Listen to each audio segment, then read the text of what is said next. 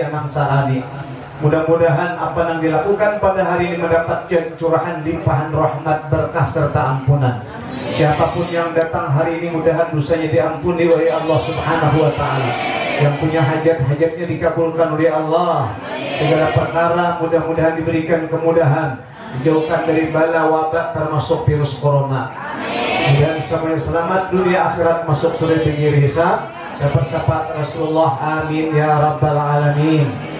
Kemudian daripada itu pula yang kita muliakan bersama guru kita pembina majelis Al-Ustaz, guru kita di hadapan Al-Ustaz siapa namanya tadi? Saya guru di yang baca namanya apa? Guru Samsudin, mudahan panjang umur sehat walafiat moral rezeki selamat dunia akhirat. Dan juga para tokoh masyarakat yang ada di lingkungan Sungai Keledang hari ini dan seluruh yang hadir yang saya hormati, mudah-mudahan semuanya selalu sehat walafiat, panjang umur juga, amin ya rabbal alamin. Bulan Rajab, bulan yang istimewa. Salah satu di antara istimewa bulan Rajab yang saat ini kita sudah berada tanggal 4 Rajab. Nabi kita suatu ketika joka-joka bersama sahabat. Ketika Rasul joka-joka,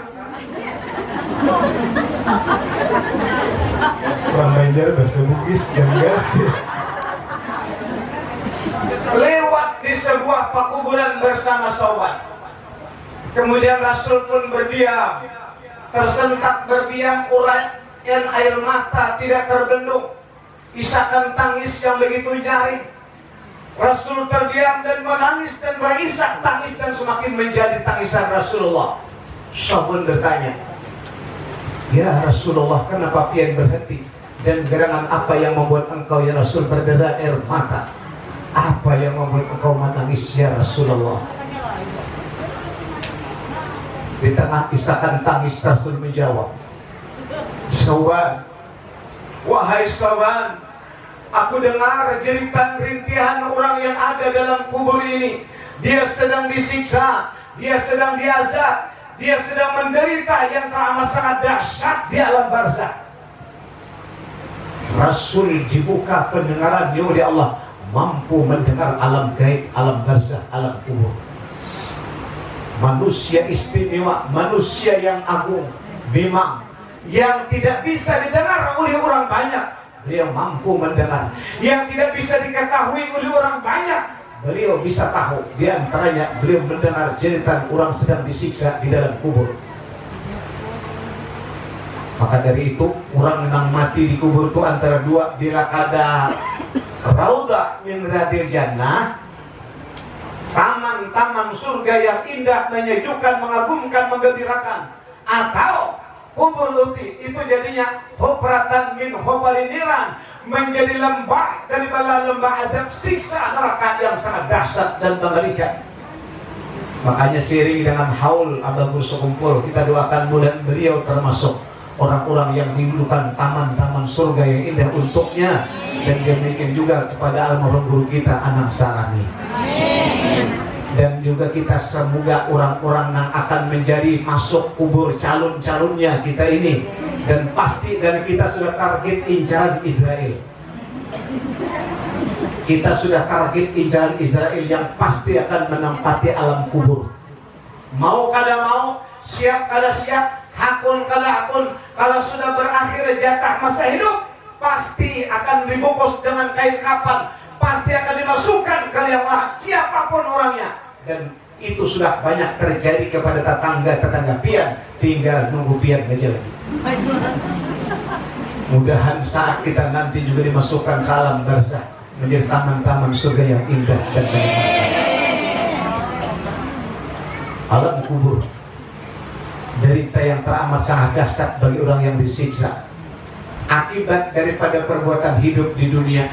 Hidup di dunia yang sebentar, hidup di dunia yang sesaat, tapi dampaknya panjang di alam kubur. Dampaknya menyengsarakan di liang lahat, dampaknya menyusahkan di alam kubur, gara-gara hidup yang sebentar di atas dunia tidak berhati-hati. Sebentar hidup di dunia, dampaknya panjang. Ingatlah, kita bakal masuk ke sana. Maka siapkan dan selamatkan diri kita. Apa persiapkan kita untuk menyelamatkannya? Rasul menyampaikan, "Sauban, aku dengar orang ini disiksa, aku dengar orang diazab. Hai Sauban, andaikan saja orang ini," kata Rasul, lagi hidupnya pernah puasa bulan Rajab sekali saja, tidak usah banyak, sekali aja bulan Rajab. Andai kata orang ini, hai Sauban, pernah di bulan Rajab, sebesar ini bulan Rajab, ia pernah bangun malam tahajud, ia lakukan dengan hati yang ikhlas, ia lakukan dengan hati yang tulus. Dua macam ia lakukan. Ia puasa sekali aja bulan Rajab, ia tahajud sekali aja bulan Rajab, maka Allah Subhanahu wa ta'ala tidak akan mengazab derita siksa yang ditimpakan kepada orang ini. Dan orang yang puasa pada bulan Rajab sekali aja karena Allah, sekali aja ia bangun malam tahajud, maka Allah Subhanahu wa ta'ala memberikan pahala seperti beribadah setahunan, siang puasa setahunan, malam tahajud setahunan. Andai kata puasa sekali saja bulan Rajab, tahajud sekali saja di bulan Rajab ini. Oleh karena itu, yang belum ada puasa masih ada kesempatan, ayo sempat-sempatkan bulan yang agung mulia bulan Rajab ini dengan berpuasa. Kayak Pak Guru niatnya puasa, kayak dah video ya. Nawaitu sauba, nawaitu soma syahri min Sya'ban. Nawaitu masanin Rajab saja puasa pada hari Rajab, sunat karena Allah, supaya kita termasuk orang yang diselamatkan oleh Allah Subhanahu wa ta'ala. Puasa, sekali lagi jangan ada puasa. Syukur kalau memang sebulanan, mudah kada kawas sebulanan, alhamdulillah bisa 20 hari atau 10 hari. Kada kawas 10 hari, 3 hari, kada kawas juga sehari, kada kawas juga kada usah. Hadirin rahimakumullah, Isra dan Mi'raj, peristiwa yang hanya terjadi kepada Nabi Muhammad, tidak pernah terjadi kepada nabi-nabi sebelumnya. Peristiwa yang tidak pernah terjadi kepada manusia siapapun, khusus hanya kepada junjungan kita Rasulullah SAW. Artinya ini satu program yang istimewa yang diberikan oleh Allah. Isra, perjalanan, Mi'raj, naik ke langit, berjumpa langsung dengan Allah Subhanahu wa ta'ala. Maka dari itu, salah satu di antara penyebab Rajab ini adalah bulan mulia, karena di dalamnya ada peristiwa yang sangat besar, peristiwa yang menggemparkan ketika itu adalah Isra dan Mi'raj. Sehingga bulan Rajab menjadi bulan yang mulia karena ada peristiwa yang besar. Apa yang disaksikan, apa yang dialami dalam Rajab, bulan Rajab itu terhadap Rasul, Isra dan Mi'raj, apa yang dilihatnya? Di antaranya, Rasulullah melihat sekelompok kaum wanita, lidahnya panjang menjulur-julur beberapa hasta, disiksa ya dengan lidah ini, susah jalan, ditarik, disazab, disiksa. Aduhai, kata Rasul, aneh orang ini dan kasihannya, sungguh sangat derita yang sangat malang. Kenapa ya Jibril, ini orang kaum wanita lidahnya panjang, kenapa ya Jibril? Jibril menguraikan, ya Muhammad, ini kaum wanita lidahnya panjang, faktor penyebabnya karena ketika hidup di dunia dengan lidah, ia sering ngomel-ngomel kepada suaminya. Dengarkan tadi? Dengarkan tadi? Ulangi Bang Jibril. Kenapa dari Jibril? Panjang lidahnya disiksa, dan kenapa ya Jibril? Ulangi Jibril. Faktornya ujar Jibril, karena orang ini dengan lidah ia sering ngomel-ngomel kepada lakinya, orangnya lanteh.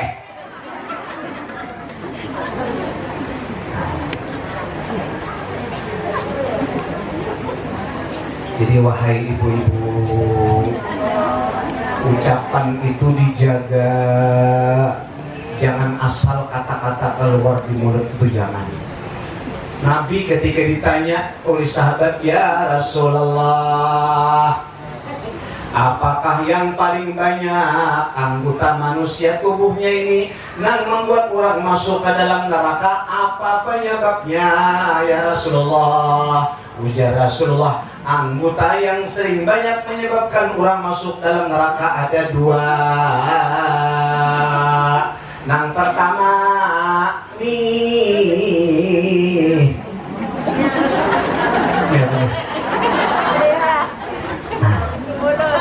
mulut dan lidahnya paling banyak. Hah? Makanya orang bilang terpelisit kaki bisa diangkat, tergelincir lidah tidak bisa dikembalikan. Kalaulah pedang lukai tubuh masihkan ada harapan sembuh. Kalaulah lidah lukai hati kemana obat hendak dicari.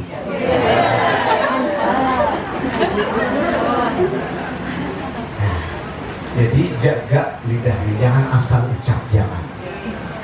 Dengan kawan, dengan tetangga, dengan sahabat, dengan jiran, jangan kata-kata, jangan menyakiti orang, jangan menghina orang, jangan mencela orang, jangan memaki orang, jangan menyambeti orang. Aku ini mulai kada baik aja kan menyambetinya, tapi sudah kada baik kan mau bersambat.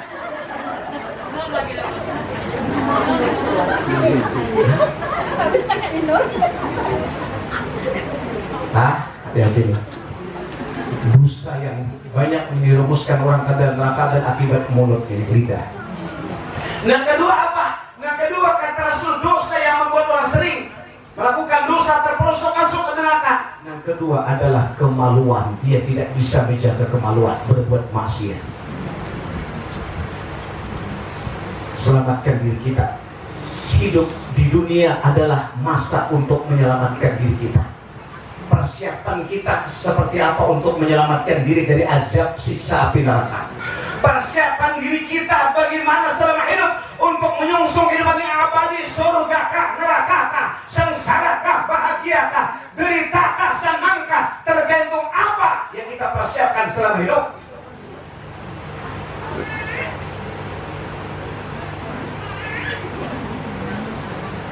Lidah, jangan sekali-kali mengomel di hadapan laki. Aku tuh gue tak paksain mengomel. Laki gue tuh pemalas. Laki itu bangun jam layur jam 7 baru bangun. Sembayang subuh ada tak paksa aku mengomel gue. Munya kayak itu aku milih ya dari bapak. Lakinya ke sembayang subuh.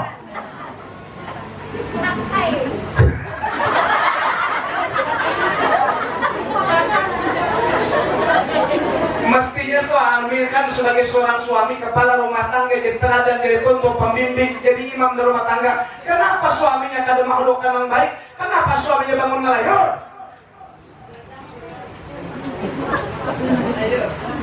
Aku itu gue tak paksa ngomel hari-hari gue. Kenapa suami itu pengangguran? Aku nak disuruh mencari, tak paksa aku jualan sanggen hari-hari. Aduh, jualan laki ini kayak apa itu? Bini disuruh mencari, laki menganggur, pemalas. Maka kewajiban suami mencari nafkah, kewajiban suami melindungi bini, kewajiban suami menyelamatkan rumah tangga. Tapi ternyata suaminya apa itu dalam rumah tangga, maka suaminya nggak masuk ke dalam neraka. Hapus sebenarnya. Cocok lagi bini mau ngomel. Ini maksudnya bini mau ngomel, laki ini baik-baik aja. Nggak kayak orang jua, bacari kayak orang jua, cuma lantaran nasib pejabat sugih. Aku nih mama moy sudah kemana-mana, bacari cuma nasibku kalau boleh deh. Nah bagaimana nasibku pada untung nggak kayak orang. Orang sebentar cari sana bisnis itu bisnis ini orang dapat untung, alhamdulillah orang. Aku ini macam-macam bawa beternak latihan. Gua bertanam-tanaman juga kada mau hidup. Bisnis tipu orang. Berjualan rugi. Nasib kok kalau jangan binilah lakiku, kasihannya lah. dengan bini ayah aku ikhlas rida aku membantu carikan nafkah, maka bini mencari nafkah membantu suaminya adalah ini merupakan tabaruk perbuatan sosial, amal soleh dan yang mulia. Inilah istri yang solehah membantu mencari nafkah terhadap suaminya.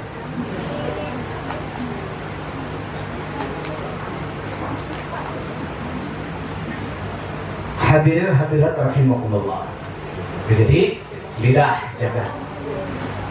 Kemudian Rasul melihat masih kaum wanita, mereka ini memakan daging tangan, memakan daging tubuhnya sendiri, digigit, digigit, dimakan dari makan.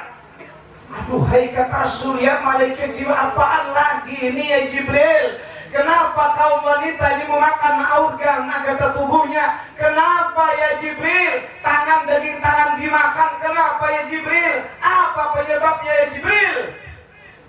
Kata Jibril, ya Muhammad, ini kaum wanita memakan anggota batang tubuhnya, tangan dimakannya, darah mencucur, berteriak menjerit sakit, derita sengsara, tapi tidak pernah berhenti, selalu dilakukannya. Aduhai, alangkah deritanya ya Muhammad, ini kaum wanita gara-garanya orang ini punya perhiasan, punya pakaian, tapi selalu pamer kepada kakawanan. Mentang-mentang bagalang, emas banyak, mukul gendang, nah ya.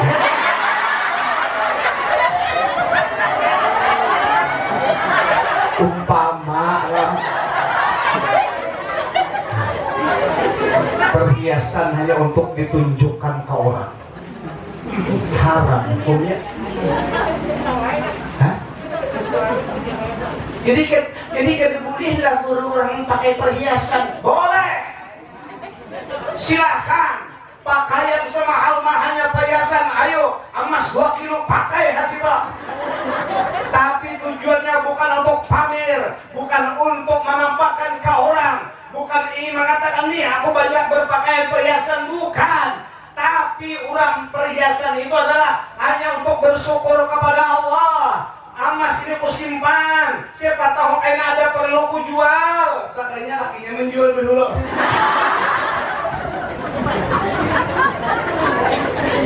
Nah bagus itu, jadi bukan untuk pamer kepada orang. Nah, jadi berpakaian itu bisa jadi pahala, berpakaian bisa menjadi dosa, berpakaian bisa menjadi ibadah, pakaian bisa menjadi maksiat, tergantung niat pian apa. Maka dari itu, kalau pian itu beli pakaian, ya, kalau pian beli pakaian, tujuannya harus jelas dalam hati kita, supaya jangan sampai jadi beban pakaian. Jangan pian kira, mohon maaf, jangan pian kira selembar simpak itu kan jadi beban. Itu jadi beban kalau kan jadi ibadah. Sesuatu yang lain daripada ibadah, harta, pakaian, perhiasan, apa saja yang kada jadi ibadah hanya akan menyusahkan kita pertanggungjawaban di hadapan Allah, akan menyulitkan kita kelak di hari kiamat, akan membuat kita berat masuk ke dalam surga. Kenapa? Banyak pertanggungjawaban. Summa latus'alunna yawma idzin 'anil na'im, akan dipertanyakan oleh Allah Subhanahu wa taala di sidang di hadapan hakim yang paling hakim. Alaihissallahu biahkamil hakimin. Makanya kalau kita beli pakaian tujuannya harus jelas. Aku ini beli pakaian karena dengan demikian aku kayaknya bisa bersedekah pakaian ini. Tapi aku pakai apa dulu? Pakai dulu, pakai sudah tidak puas lah. Baru kayaknya sedekah. Dan pakai pakaian baru sedekahkan kau. Cuma masih bagus. Dan sedekahkan kita. Jangan sudah mati hanya disedekahkan. Biar nanggaplah baju pasti siapa? Baru baju arwah. Baju arwah. Udah memakai aja malas. Jadi kalau anak bersedekah pakaian tuh lagi hidup, jujur, ulun banyak yo dibagi orang baju bekas orang mati. Sarung orang sudah mati, rasa malas yo mereka. Nah, jadi kalau bersedekah tuh lagi hidup, lan tanalul birra hatta tunfiqu mimma tuhibbun. Tidak kau mendapat kebaikan yang sempurna kecuali kau infakkan, kau berikan, kau sedekahkan sesuatu barang yang masih kau sukai, barang yang masih kau sayangi, itu yang sedekahkan. Musa orang sudah ada tempat ada yang lagi diberikan ke orang, kalau berkualitas sebenarnya. Ini kaitannya tadi kalau kita tujuan beli pakaian supaya beli pakaian itu jadi pahala, jadi beli pakaian ini ibadah, beli pakaian itu karena tujuannya untuk sedekah. Satu, yang kedua, beli pakaian adalah untuk menutup aurat, karena diperintahkan oleh Allah kita menutup aurat. Sehingga Nabi kita dalam Isra dan Mi'raj melihat kaum wanita dengan rambut yang panjang, cairan timah yang panas ditumpahkan di kepala, utaknya mendidih, daging kulitnya melepuh, dia berteriak minta tolong, tapi tidak ada yang bisa menolong. Aduhai, kata Jibril, siapa itu Jibril?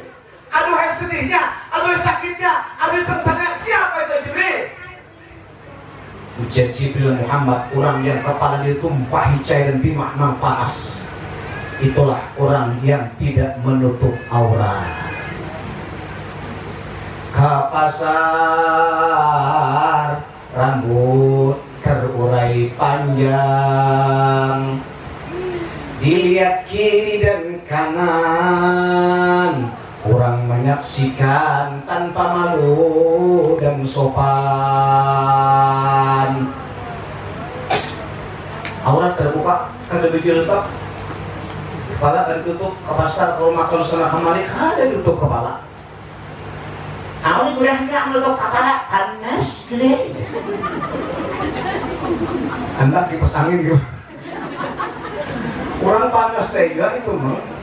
Hukum ini makanya cari kerudungnya nasi kira-kira jangan panas. Untuk aurat wajib. Jadi ada orang salah paham. Untuk aurat kepala harus tutup jam. Nah lalu ibu-ibu ini tutup pakai jilbab, bagus jilbabnya, tapi bajunya yuk gengsi. Pikirannya kepalanya itu aurat itu bagi perempuan, bagi laki-laki beda. Aurat laki-laki adalah baina surrati warukbah, mulai pusat sampai lutut wajib ditutup bagi laki-laki. Lebih daripada itu boleh terbuka. Makanya kalau ada laki-laki yang selalu pakai celana pendek, hukumnya adalah fasik. Apa itu fasik? Orang yang selalu mengakali dan mengakali dosa dan dosa. Itu namanya fasik. Pakai celana pendek, laki-laki. Kalau aurat perempuan, jami'ul badan, seluruh badan aurat perempuan kecuali yang boleh terbuka, wajah dan dua telapak tangan. Lain daripada dua macam, lain daripada wajah, lain daripada dua telapak tangan, wajib tutup, wajib kada boleh dilihat oleh orang. Kalau kelihatan haram, kalau kelihatan siksa, azab.